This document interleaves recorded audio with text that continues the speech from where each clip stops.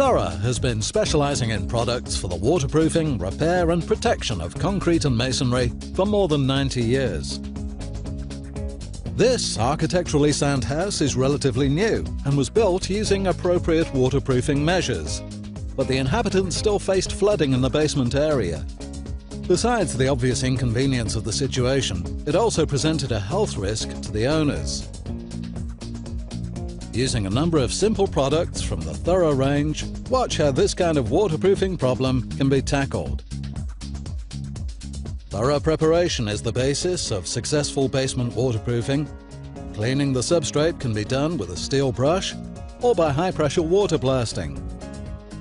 The kicker joint is the connection between wall and the concrete floor. This is the most critical point in basements and needs to be treated with water plug, a far-setting waterproof mortar. ThoroSeal waterproofing coating must also be applied to the concrete floor. If tiles or other flooring products are in situ, it's important they're removed first. Because water plug expands slightly, it's advisable to open out the kicker joint to create a good bond. Loose particles and contaminants, which can prevent good adhesion, should be removed. Water plug sets in just a few minutes, so it should only be mixed in small quantities.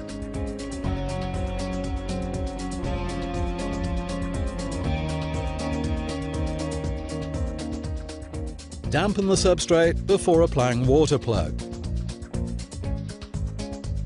Smoothing off the material will make the next step of applying ThoroSeal easier.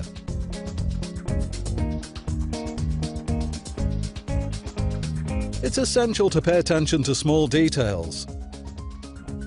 Drill holes, large cracks or open joints must also be sealed with water plug. To guarantee that water plug hardens properly, it should be slightly moistened after the initial set. Now the walls can be treated. The substrate should be damp, but without any water penetrating during application. In normal conditions, the mixing ratio is 1 part of Thoroacryl 60 to 3 parts of potable water. Approximately 5.2 litres is necessary for a 25 kilo sack of ThoroSeal powder.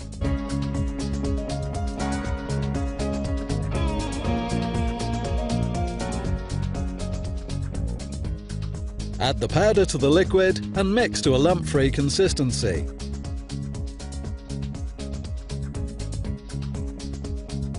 Let the mixture rest for a few minutes and remix. If necessary, add some powder or liquid. The correct consistency has been reached when the Thoro brush remains standing when lightly placed in the mixture. Before applying ThoroSeal, pre-dampen the substrate with potable water. This simplifies application and is important to obtain good adhesion.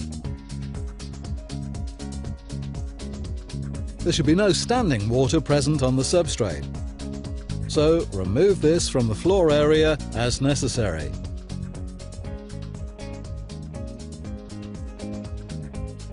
Apply the ThoroSeal with a Thoro brush. The product should be spread onto the surface and brushed firmly to create a good bond with the substrate. For a pleasing aesthetic appearance, the ThoroSeal should be brushed horizontally and after covering an area of around 1 square metre, should then be brushed vertically to avoid pinholes. The required thickness is around 1 mm per layer. The use of masking tape provides a neat finish. After the first layer is dried and hardened, the second layer is applied. In practice, this usually takes place the next day. If needed, it is possible to leave a longer period between the 2 layers. The application of the second layer is done in the same way as the first. Pre-dampen the first layer as necessary. After drying, the result is a waterproof and hygienic basement, giving years of trouble-free service.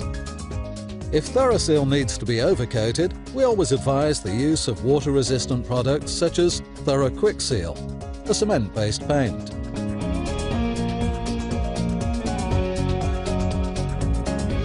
We wish you lots of success with the application of our products. If you still have any additional questions, please consult our technical data sheets or get in touch with us